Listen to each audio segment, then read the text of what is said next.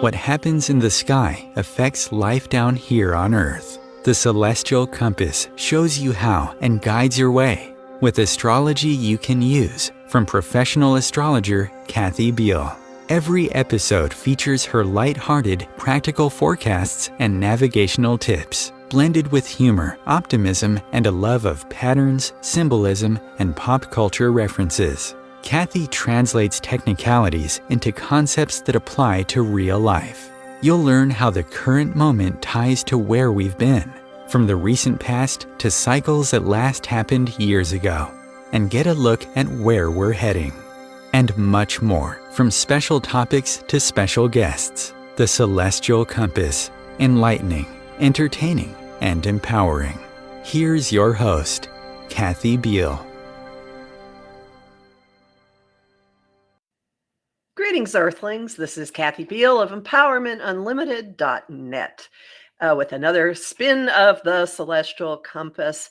Our topic today is disruption, and that fits what's going on in the sky in the rest of this month. So to briefly update the forecast, the biggest astrological event of the year after the Aries, or online with the Aries solar eclipse in April, is the meeting of Jupiter, which expands everything it touches, and Uranus, the agent of unpredictable change, at almost 21 degrees. At 21 plus Taurus on April 20th. There we go, all these twos. And this is a catalytic event. It is going to be huge. We're already feeling it. You might have already experienced it in your life. It changes our perspective about resources and values and money. It may involve technology. It may involve the food supply. You can look back to May of 1941 for some hints about what happened the last time these guys met. Big surprises, huge surprises, big shifts in the way we're thinking about things, breakthroughs, ultimately beneficial, even if it might startle you a bit when it happens. And in the week immediately after this meeting, the Scorpio full moon will give us a place to dump a lot of emotions and dramas and things that we haven't really quite had the wherewithal to process yet. So you just know that you've got something coming up where you're going to be able to dump a lot of this. And then for the rest of the month and into May, we'll be assimilating, processing, and ultimately capitalizing on the change coming out of the Jupiter-Uranus conjunction. And you'll find a lot more about this in my forecasts, which are at my site, EmpowermentUnlimited.net, and also at omtimes.com. And with that, let's move over to bring in my guest, who is uniquely suited to discuss this. We are talking today with Briana Pegado. She has written a new book, Make Good Trouble. That phrase ought to sound familiar to some of you.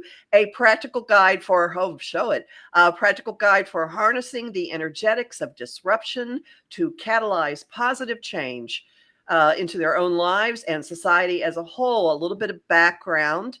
She's a fellow of the Royal Society of Arts, a trained Theta Healer, a psychic intuitive, a student of astrology, and an artist. She was named one of Scotland's 30 under 30 inspiring young women in 2017 and has won a number of awards for her work as a social entrepreneur in the creative industries. Currently, she's an anti-racism and governance consultant working across the third and public sectors. I'm guessing this is in Scotland. Welcome, Briana. Welcome. Thank you so much, Kathy. It's such an honor to be on the show with you. Well, I'm so pleased, and congratulations on your book. Thank you. I always like to ask people how they came to where they are now. And you say you're a student of astrology and an intuitive. And you know about the tarot. How did those abilities, inclinations, whatever? How did those enter your life? Great question, Kathy. I think for me, I was always very sensitive as a little one. And I was raised in a family that I think, some of those kind of psychic intuitive abilities maybe skipped a generation, but I do believe everyone has the capacity to kind of develop their psychic abilities and intuitive abilities. But I had a grandmother who was very intuitive. And throughout my life, as I got older, I was always interested in the tarot. I bought my first tarot deck. I know often it's a tradition to be gifted your first tarot deck, but I bought my first deck when I was 12, and I lived in Washington, D.C., which is where I am now, and started reading with my best friends. And my kind of fascination with the occult, the esoteric, has always been a really fundamental part of my life. But I would say I had a really pivotal kind of experience in 2017 where I experienced quite an intense dark night of the soul. And that was brought on by me reciting a kind of chant to the goddess Kali in 2017 in February.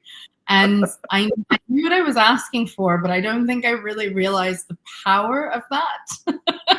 And within a week, my life transformed. My relationship was over. I was not living with my boyfriend at the time. The kind of festival that I was running had kind of had a really disastrous is the wrong word, but quite a sudden shift in its funding. And I was at square one with my health, with my life. And it was at that point, even though I'd always dabbled with healers and with teachers, it was that point that I was introduced to an artist who was a Theta Healer from a mutual friend of mine who'd been working with her. And I went on a journey of kind of studying under her. She's a shaman, she's a Theta Healer, and I was introduced to Theta energy healing. And I took a little journey to Bali that I was really lucky to be able to do that. And I really started to shift my focus into healing work, coaching work. And that was also a particular time when a lot of astrologers that I was starting to follow were really approaching astrology in a different way. They were taking a feminist lens, a queer kind of questioning a lot of kind of traditional symbolism. And I know that's always happened kind of historically, but it was a real kind of turning point for me. And ever since, even though I said it's always been there kind of in my childhood, but ever since, I've really centered a lot of my work and kind of my spiritual journey on those sorts of practices. But I definitely will say really quickly that thankfully, I had a lot of teachers along the way. I had the kind of really great privilege of studying comparative religion in high school and at university and in college. I studied indigenous religions of the contemporary world and ethics, religion, and ecology. And so I've kind of been grounded in a bit of an eco-consciousness in my approach too. Well, then how did you come to view life through the lens of disruption? I mean, obviously you experienced a lot of it, but when did you start to actually pull together the notion of, disruption, energetics, there's something we can work with here? It was about 10 years ago. And I say this and I ask kind of the audience kind of take that somewhat with a pinch of salt. When I really started to kind of play with this whole notion of the energetics of disruption, and we know when it comes to witches and healers and alchemists, disruption, that process of change and transmutation is just a fundamental part of people's practice. But for me, I found myself in multiple situations ever since I was young where I would do something that I thought wasn't very disruptive or was something I wanted to do because it was in alignment with my values. I just thought that's what everybody did. So an example of that was when I was in middle school at my school in DC, I decided I wanted to play tackle football on the all boys football team. And I didn't think that was a very disruptive thing to do, but that kind of momentum and that kind of challenge in a way, I didn't mean it to be, but to the status quo and the way things were done really had an impact on the school and my wider community. But to answer your question, this whole notion of disruption and this energy of disruption is something that I've always embodied. And I think it was really kind of in 2017 and then in 2020, I had a really pivotal moment in my life, when disruption was, I was feeling this energy in a way that I was facing a lot of resistance. I think I've always followed my own path and kind of been bold in a kind of compassionate and gentle way. But I had this moment in 2020, and we know astrologically it was a big year, when I was really kind of felt this like reverb of this choice, this decision I made, where I decided to speak up in a work environment where I was experiencing bullying, and I reported the person doing it. At the time, I was this chief executive of this arts organization that will go unnamed, and I had a working relationship with the chair of the board who really struggled to work with me, probably because I was a young woman and I had different ideas and he was threatened and all sorts of things.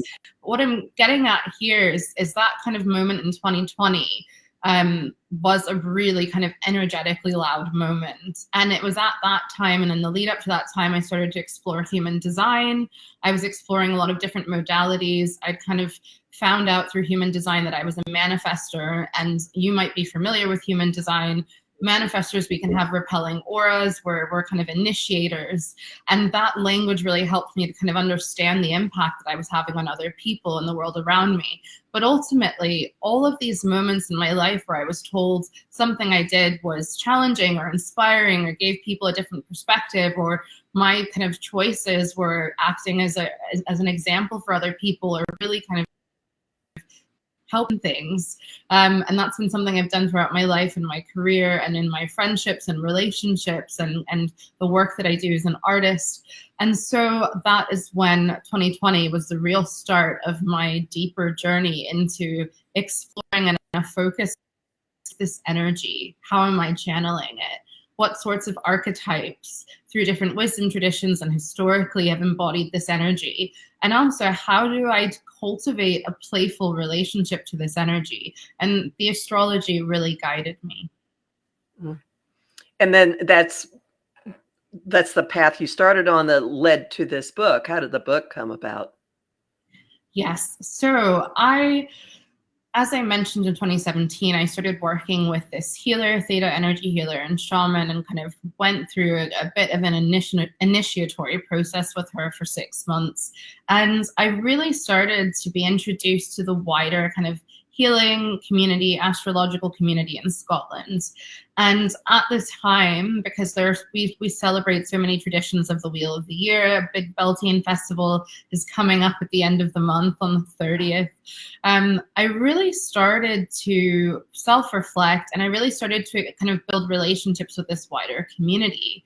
And essentially, one of the kind of readers and healers that I really love and respect, Claire Askew, who's a crime fiction novelist as well, invited me in 2021 to contribute to a book called The Modern Craft, I think it's called The Modern Craft, Powerful Guide to Witchcraft Ethics, and you might have heard of it. And I contributed a chapter to The Modern Craft, and essentially that was starting to explore some of the initial ideas of the book. The book goes into so much more detail around how the tarot plays into this, what energy is, how you define it. And essentially, the book came out, and the publisher approached me exactly on Ostara. I got the email that morning saying, and the subject line read, another book project, ? And I couldn't believe it. So I opened the email, and they said, "We loved your chapter. Would you write another book?" And the chapter that I very much about my journey with the goddess Kali in that year in 2017, and kind of my kind of experience of Kali kind of, using her sword to cut ties and cut all of that energy that was no longer serving me. And I know that phrase is overused, but genuinely, she really kind of cut through some deep ties and relationships. And essentially, the book emerged from that kind of question, what do you write about? And originally, this book was going to be called Be More Kali and explore this energy of Kali. But as I kind of sat with my editor, my relationship to Kali, I grew up with a best friend who's Hare Krishna. I went to temple with her, but kind of the Hindu wisdom tradition and the Hindu religion is not my tradition. It's not something that I've studied more than a couple of years, and it didn't feel right kind of focusing the book around that without having a much longer, much deeper relationship to Kali led by a guru. So essentially, when I started to think about this kind of moment in 2020 of real kind of defiance, of speaking out, of holding someone accountable, of that rippling through an entire industry and sector, and kind of that shift that I kind of took that focus of what is it that I'm doing wrong? And instead of asking that question, I shifted the question and I said, well, what is this energy that I'm channeling and embodying, and how can I cultivate a relationship to it? That energy of kind of destruction that leads to creation, that cycle of life, death, and rebirth, that transmutation of energy, that real kind of relationship to change being that constant. And the book emerged from there. We'll come back to the goddess in just a second, because I'd like to start actually going back to something that you talk about a bit in your book, that doesn't when this bit starts, it's not immediately apparent what this has to do with disruption, but then I think it fits really nicely. And this is your teacher who had the peaceable kingdom. Can you talk about that? I would love to. So in the book, it's in chapter 2, we start to explore this notion of living on the edge and the edge dweller. And we explore it through the card of the tarot card, the Hermit, which is in the major arcana and kind of symbolizes this wise person who is guided by this star and this lantern, and they're living on the edges of society. And I use this to kind of frame this story of Mrs. Jones, who was my teacher in elementary school. I first encountered her in kindergarten when I was 5 years old. And she was this incredible person who literally had a classroom filled with animals, and we're talking in the double digits, and everything from chinchillas, armadillos, garden snakes, boa constrictors, bunnies, rats, mice, you name it. And in the corner of her classroom, she had the peaceable kingdom, which was this corner of the room that was completely sectioned off, where she essentially had introduced species of animals that don't coexist. So mice and snakes, pigeon doves, and all sorts of creatures. And she taught us these deep lessons about the circle of life and death. But more importantly, these deeper lessons about letting go. And what I kind of explore, her energy, her approach to life, her kindness, her experimentation, not only embodies this kind of energy of the hermit, someone who can take a step back, be on the edge of society, but is still very much a part of it as a healer, as a wise person, as someone that can gain perspective and re-enter it. But also the beautiful energy of the magician in the tarot, and this alchemizing spirits, this entity, this being that can literally transmute and alchemize the elements. And I go into examples of how she took she composted early and would take kind of scraps from the canteen, from the cafeteria, and bring them to the animals. Literally transmuted animal matter into things like chalk, into things like erasers that we would use, and how she really fundamentally impacted me in terms of my perspective, but all of us in terms of teaching us these really deep lessons. And I'm curious about what you found in her story too. I just thought it was astonishing that someone like that was allowed to keep her job in a school. Yeah, like how she pulled it off, doing stuff that was that real. I don't even know what words to say here. There was something so honest and real about how the world is and how the world actually is. It seemed like that's what you got to experience. And wasn't there a moment when a teacher got really bad news and someone got fired? I don't quite remember what. I mean, beautiful memory. Essentially what happened is our school went into administration and filed for Chapter 11. And leading up to that, several teachers were laid off. And of course, it was the art department that went first, and she was the science teacher. And yes, there's this moment that I remember really vividly, because I stayed in the after school program, and I would always see all of the after school antics going on, where Mrs. Jones was comforting all of the teachers and really just selflessly and with so much compassion was acting as that guide for a lot of them who got the news within 5 minutes of walking into assembly, hearing this announcement, and then being laid off immediately. And there's this image of me kind of in the book talking about how she was comforting them, and she'd always have an animal on her shoulder. It might have been a giant mouse, and how it would have to just kind of scurry away so that someone could lay their head on her shoulder for that comfort, but how she kind of embodied that spirit.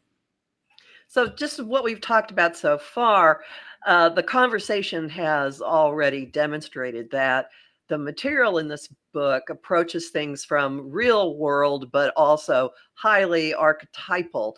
So let's go back to the goddesses. You do address the role of various goddesses through as I don't know, unleashing disruption or helping you with disruption or bringing it upon you, whether you ask for it or not. Besides Kali, what other goddess figures stand out to you? So, and this might be controversial, but the two other figures that I brought into this important archetypes, one is Cassandra from our Greek mythology. And Cassandra's story, especially with the fall of Troy, it was that she predicted the fall of Troy, predicted the Trojan horse coming in as that kind of sneak attack to kind of take over the city of Troy. But no one believed her. And she had a brother as well, who, of course, the courtiers and all of the leaders believed. But because she was a woman and because she had this gift that she was given by a god and she couldn't do anything but tell the truth, she was essentially punished for it. She was taken by one of the other leaders. And her story is quite tragic, but it is also about the kind of beauty of speaking one's truth, of standing up no matter what, and also speaking that truth from a place of deep sight. And we're talking about psychic sight and kind of seeing the future, and also the impact of what happens sometimes, kind of Cassandra's kind of lesson and journey of when you do speak out and you're not believed. But I think her story is so powerful because it embodies that real spirit of staying true to who you are, staying true to supporting the people around you, and staying true to your psychic sight and speaking the truth anyway and speaking your visions anyway. The third, who, that's why I said it's controversial, I see her as a goddess figure. And what I should say as well is I am part Angolan, as 2 countries north of South Africa on the western coast of the Horn of Africa, of the continent. And basically there was this incredible warrior queen, Queen Nzinga, who was alive during the kind of colonization of the western coast of Africa and Angola under the Portuguese. And she fought against the Portuguese to kind of protect her traditions, her language, her people for decades. But kind of that warrior energy that she embodies. And she was a very gender bending, very full figure. And she's a figure of legend. And she comes into this as well as another archetype of, again, this whole, and not to kind of reduce it to something so simple, but genuinely to kind of live your values and live your truth and not be afraid. I think all of these kind of goddesses, Kali, kind of in the whole Hindu pantheon, for lack of a better word, I know they don't call it pantheon, but in terms of the Trimurti of Shiva, of Vishnu, of Brahma, and kind of all of their paired figures, so Kali comes into this, of really just a kind of embracing the chaos, embracing all that comes with disruption and change. And I think why some people find disruption so challenging is because it's uncomfortable. But I think these goddesses give us permission, give us strength, give us example, and also encourage us to embrace the messiness and the full spectrum of emotion that comes with change and disruption. Which is exactly what's going on astrologically right now. Beautifully timed. Now, my reaction to all this is I just see Uranus. I just see Uranian. I see the tower and I see Uranus, like lightning, bam, something was there, now it's not. Is that an oversimplification? Not at all, because the tower is exactly the core kind of tarot card, the core symbol of this book, that lightning strike, people falling out of the tower. And I think in many ways, this book is really trying to act as a kind of guide, not from a leading from the front perspective, but a guide as kind of accompanying perspective to kind of walk people along the process of what might happen when change happens suddenly, disruption happens suddenly, that's out of your control. We know the forces of the universe and change can be out of our control. And it's about kind of cultivating a relationship to discomfort and sudden change, but it is also about what do you do in these circumstances, and actually what tools can you use, self-reflection tools, psychic abilities, relationship to astrology and the tarot to navigate all of these changes so that it doesn't, feel so disruptive, can I say that? But also kind of encouraging everyone to really cultivate a relationship to disruption and that chaos. But yes, the Tower and Uranus being about deep transformation, being about change, being about kind of shifting, paradigm shifting, and really disrupting things kind of in our lives in terms of our beliefs, our relationships, the way that we see the world, and how that can be deeply transformational. So it's not simplified at all. I completely agree with that. And already this part of the conversation is again pointing out kind of a dichotomy in or two different ways that things happen in your book. You can be an agent of change, you can be the disruptor, or you can be the target of disruption, which I think we're all very familiar with. Completely. We're living in a disruptive age. And I think something that I hope comes through in the book is disruption can be loud and quick and sudden, and it can also be gentle and soft and gradual. And that whole idea that if we're disrupting our habits and our beliefs to make tiny changes, or disrupting kind of how we accept things in the world or accept things in our work and our relationships and our families and our friendships, it's very much about, yes, how do we make choices if we choose to disrupt, and also how do we navigate disruption that happens to us. And I think there's a lot in this book as well about different types of energy that have kind of emerged over centuries from the way our society is organized, from how our relationship to power, other people's relationship to power, and the cycle of grief comes into this book a little bit in chapter 8 that kind of helps us navigate the emotions that might come up around that. But from an energetic perspective, it is about kind of cultivating that relationship to understand our own energy, our own needs, and kind of be able to pick up on the subtleties of the energy around us. But yes, when it comes to the astrology, I chose the most kind of chaotic, for me, week to launch a book. I had my first book event on Monday night during the eclipse. Please don't ask me why I agreed to that. I didn't check the astrology far enough in advance, and then chose to fly halfway across the world. But I know we'll get into that a bit later. But yes, definitely kind of that disruptive energy sits with the astrology as we know it this week and in the coming weeks. But we are living in a deeply disruptive time, and I'm so grateful to the astrology acting as that kind of lifelong wisdom tradition and that forecast to help navigate it. And with that, I'm going to disrupt our conversation, and we're going to take our break, and we'll be back in a couple of minutes. Hang on, everybody. We've got a lot more to talk about. Welcome back to Celestial Compass. We're talking about the energetics of disruption with Briana Pegado, who is the author of Make Good Trouble, a phrase from a wonderful disruptor, John Lewis. Yay.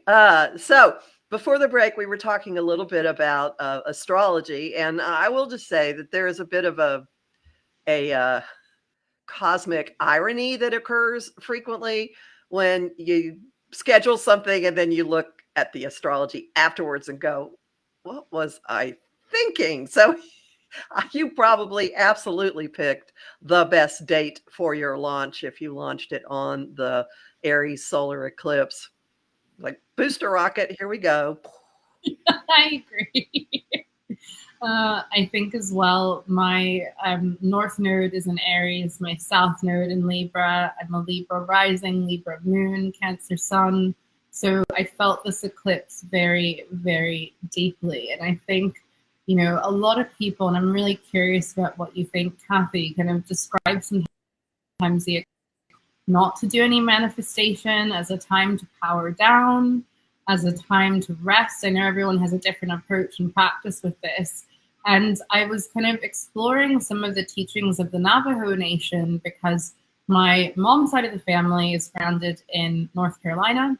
We are Halawasaponi, and I really wish and have a real desire in my life to cultivate more of a relationship to the tribe. My great grandmother, who was alive until I was 16, was very involved. And when I was reading about some of the Navajo Nation practices of not looking at the eclipse, not eating, not sleeping, and really kind of using that time to be in deep meditation, some of that made some sense for me in terms of why my energy levels were so low going into the eclipse events. The first night was the 8th, and I had a beautiful book event, but I had a second one the next night, and I was sick leading up to that week, and I was feeling it deeply, but really trying to just take that time to rest. But I'm curious about what your experience was of that eclipse. It didn't hit anything directly in my chart, but I did gather with people. I knew I had friends all over the country gathering with people in different groupings, a bunch of them in Central Texas and various places who got astonishing views. And some people almost up on the border near Canada, in New York State, some in Ohio. One friend who was actually flying to DC, he was in a plane and he thought he was Wow. going to be above the clouds and get to see it. And he's got the worst view of anyone. But what I noticed was a lot of people coming together and experiencing the physical environment differently than they had previously. And the people I was with, it was actually two groups. I know a woman who has property that's been in her family for a couple of centuries. It used to be an apple orchard. We were on the meadow there, so there were a group of women who know each other. We were downing way too many carbs, and then some people who have land, who farm there. It's a community garden. It's a community organic garden. So some of the community gardeners were there as well. And we were all just kind of in our own little worlds while this was going on. So it was a group of people, but not really interacting a whole lot with each other, which I found fascinating. Beautiful. And, you can do whatever you want with these things. A solar eclipse is a supercharged new moon. Something's going to leave. Something's going to shut down. A new operating system is being installed. There will be a reset. And if it's really active in your chart, if it's hitting things, it would make a lot of sense to have some quiet time, to let it actually happen, or, which makes sense. So, but it's going to be playing out for everyone, and just anyone listening. May 29, Mars is going to hit the degree of the Aries solar eclipse, so that's a real implementing moment of moving forward on a lot of things, just to delve more into what's going on astrologically. But I am curious to go back a bit more to the tarot, and then there are a couple other things I want to be sure to ask you about. So I'm trying to keep an eye on the time. You bring in cards in the major arcana I would not have thought of. I mean, honestly, I would have just looked at this like, power, that's it. But you talk about the Fool a lot. Yes. Oh, beautiful. Thank you for bringing that up, Kathy. The Fool frames the book. And the reason why I say this is because I start with the Fool. And I start with the Fool, if you want to call the Fool card 0 and the start of the entire deck. Depends on how you approach it. But as the Fool who's on this journey, as I see it, and so many people do through the major arcana, I invite the reader to cultivate, and I know I'm using this word a lot, and kind of take on the energy of the Fool, being a fool to life, being open to whatever comes. And it's that playful energy, it's that foolish energy, it's that openness, it's the call to adventure, which the Fool is kind of being offered. If we look at this as a hero's journey, as a bit of a Bildung Ramon in the book, it's that call to adventure, to go, this is going to be a wild path, but it is righteous, it is worth it, and please, if you'd like to take it, would you accept this offer to embody this energy of the Fool and allow the Fool to take you through the journey of the book? Are there other of the archetypes in the tarot that you come back to with this? Yes, so the Tower obviously comes up a lot. Comes up, the Magician, and there are a couple of other kind of key cards that emerge, and I'm just looking down into my book to kind of remind me. But I think what I've done by kind of taking us through this journey in the book of your relationship to your body and energy, how kind of energy interacts with our world more widely, how you recover. We talk about this solar eclipse kind of being that reset, that operating system update. And I think that a kind of event of disruption or moment of disruption or period of disruption can also do that. It can reset things, and it can feel like a supercharged moment or a set of moments that are initiated by change. And so there are some cards here that kind of allow us to think about how we kind of cultivate some self-care, some community care. But I'd say the biggest cards here are those cards that kind of embody that journey, which is the Hermit and the Magician. The Tower is kind of that representation of the disruption itself, and the Fool that's kind of asking us to move through it.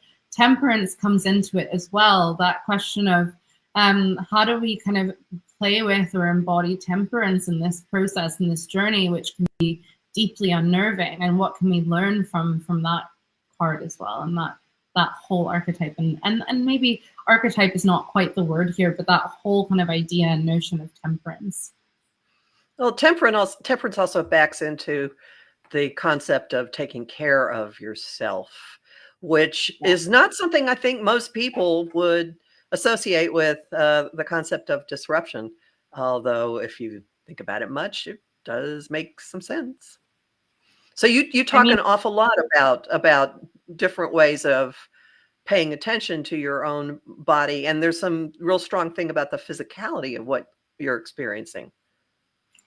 Completely. And I think you mentioned Senator John Lewis, and obviously the title of this book. And when we think about activism, when we think about defiance, disruption, when we think about moving through resistance, that process energetically, of course, impacts our body, whether or not it's a traumatic experience that we didn't expect, whether or not it's a choice that shifts things in a way. And as I mentioned, I kind of talk about Elizabeth Kubler-Ross's cycle of grief. But from the physical side of things, yes, we explore kind of trauma, the nervous system. What is the impact of kind of disruption on our nervous system? How do we regulate? Because I think sometimes when we're going through moments of change and disruption that we really feel that are deeply uncomfortable, emotions like anger can come up. So the book, especially in chapter 10, goes into how deeply interconnected our bodies are, of course, to our minds, to our wider energy, to everyone else around us, the energy of that. And yes, how do we look after ourselves? Because the last thing you want is to be a disruptor that's motivated by grief, that's motivated by anger, even though those feelings and emotions are valid. Actually, how do we kind of regulate our nervous system, care for ourselves, look after ourselves, so that we're making informed choices with discernment? And I think another kind of key part of this book, which is chapter 5, is helping us explore how we can be guided by our values, and starting with a deep understanding of our values to then make those decisions about how we navigate disruption, or when we might like to disrupt something. That's a good point, because you might realize that you're just going along with something that really doesn't fit with what you stand for. And then there's a moment of, do I condone this and collude with it, or do I do something? And there's often a price to be paid when you make the choice to do something, as you have described. And I think pretty much everybody can tell a story of, I spoke up and then I was the target. Yes. Yeah. Completely. And I really hope this book builds community and builds space for people to come together who have had those experiences, because as you've said, we all have. But also it's that kind of deeper question about, okay, what is the cost? And also, if we understand what our values are, so what our no-go areas are, or where I introduced this tool, the values compass, which I've been using as a facilitator and coach and healer and kind of consultant with anti-racism, all sorts, for about 15 years. And it was introduced to me by a healer called Mel Harris. And it genuinely is this practice, and there's something that's important to highlight. It's a practical guide to the energetics of disruption, because there is an exercise in each chapter that you can actually implement these changes. And the values compass is a tool to allow you to kind of unearth, what are those values that are important to me? Have they shifted from 6 months ago, or will they shift in the future? And it is a compass, it's that real tool to go, okay, if I stay silent, or if I make this choice, will it allow me to live in more alignment with my values, or really from them? And I think all of us have this visceral gut feeling or instinct about things. And my experience is often, no matter how much I want to ignore something or choose not to engage, it literally comes up in my body in a way that I can't ignore. So ultimately I end up kind of acting on it. But it is about kind of giving the reader and our community and anyone engaging with this some tools to go, well, actually, am I going to consent to this? Do I want to do this? And that's a hard thing, because often there are issues of security that are tied into the circumstance. But I think on a bigger picture, a lot of people have been experiencing this lately. And anyone who's done anything at all that involves community political activism has been involved in this in recent years, clearly. Completely. And I think, yeah, I'm sorry, go ahead. No. Really quickly, I think also as women, as people from kind of marginalized backgrounds, whether or not that's gender, religion, race, ethnicity, migration status, sexual orientation, there is a risk. And I think what is really important for us to acknowledge is, yes, we can disrupt, we can make changes, but safety and security is a big factor. And again, it's that question of what tools do we have to have some resilience, but also how can we honor ourselves and acknowledge that, you know, we live in a society that means as kind of marginalized genders or marginalized people, the risk might be higher for us and the repercussions might be higher. And it does take all of that into account, because that's a deep, deep part of the ethos of the book. Now, there's one thing that you've mentioned a couple of times that we haven't touched on yet, and it is something that I suspect a lot of people here are not all that familiar with. You do talk about different forms of healing. Tell us about Theta healing. Of course. So Theta healing is an energy healing modality that channels the theta brainwave. So if you've maybe interacted with Reiki, that is channeling chi, beta brainwaves, and it's another form of energy healing.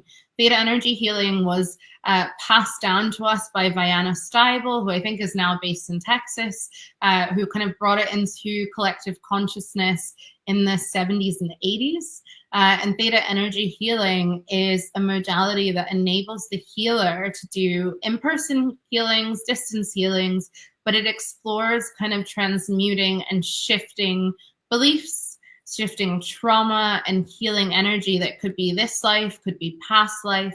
It could be on a kind of physical level, a soul level.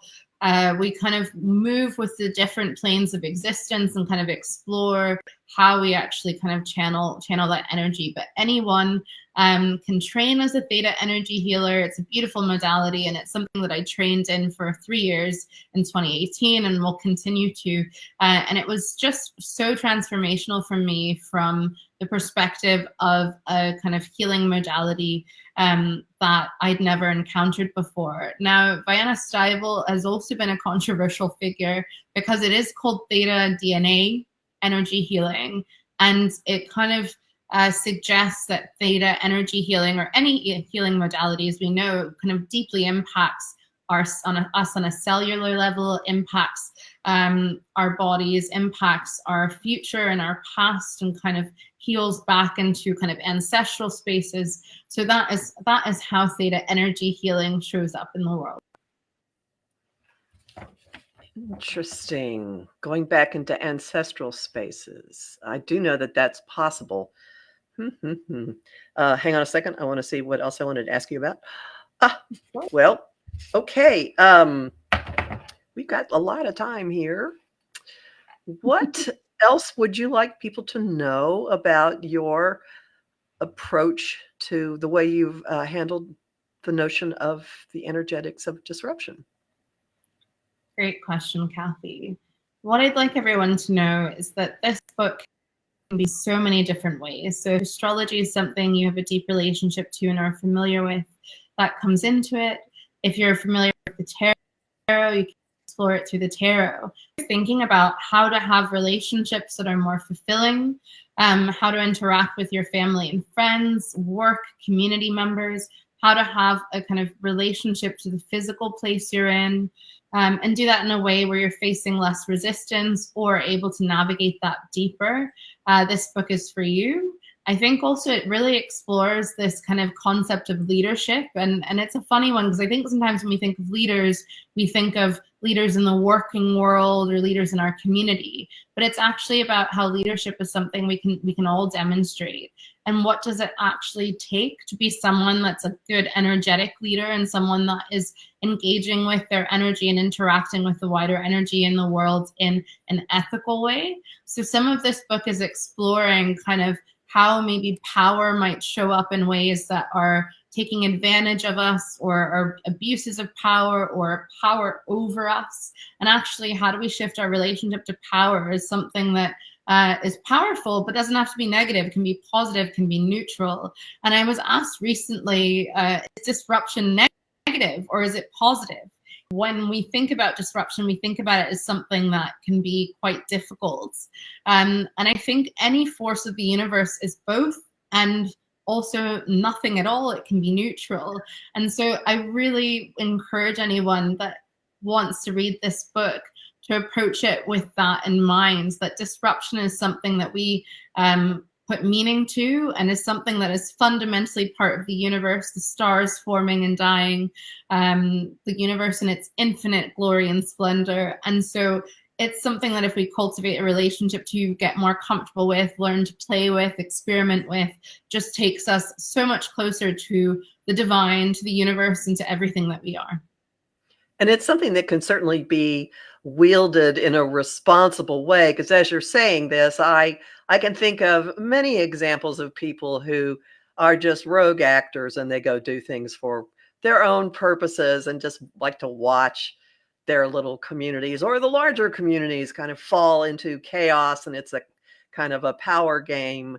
So the fact that you discuss so much about being aware of values and integrity and the impact that your energy has, et cetera, really does inform.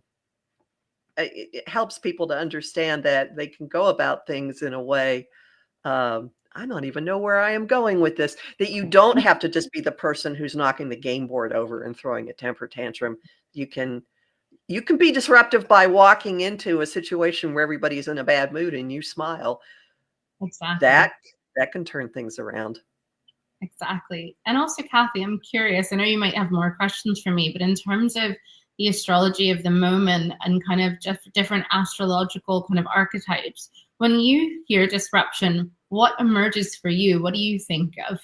Oh, I think of Uranus. I absolutely think of Uranus, because it is the cosmic quick change agent, and it you don't see where it's coming, and it can change your thinking, it can change your circumstances, it can change the physicality of your world and your life. And it's been very, very active in the last couple of decades. Now, I mean, it's always active, but it had clashes with when Pluto was in Capricorn, and it was reshaping notions of power. And now it's been in the sign of Taurus, which has a lot to do with how we use the land, with banking systems. And since it's the modern ruler of Aquarius, also technology is a big factor. So AI and cryptocurrencies and things like that. And it's going to be changing its mode of expression. Next year, it's going to move into into Gemini, or in a year and a half, in a little bit. So we haven't lived through where it is since the 30s into the 40s. And I believe in recurrences. So there's a lot of stuff now that's up for discussion that started then. Many things. I could give you the laundry list. Social Security is one. Securities regulation is another.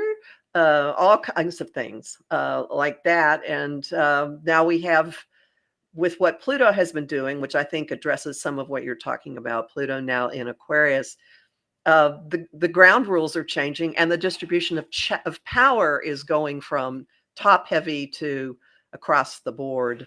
And it all fits together. It's like, things coming at you from all these different directions. And the upshot is, yes, there's always change, but now we're in a moment of, oh, no, it's been rumbling, and now the lightning field is going to light up, bam, and don't hang on to it because your hand will get singed by the lightning coming on too. And I don't give short answers, sorry. Beautiful answer, and I agree with all of that. And I think really deeply about this shift into the age of Aquarius. And I know we've had songs about this for decades, but how we're kind of shifting our relationship to power, how resources are being distributed, but also kind of moving away from kind of thinking not necessarily that's binary, but kind of that's more divergent, that goes in all directions, that's gray areas. And for a lot of people that like stability and certainty, that can feel really threatening, but it doesn't have to be.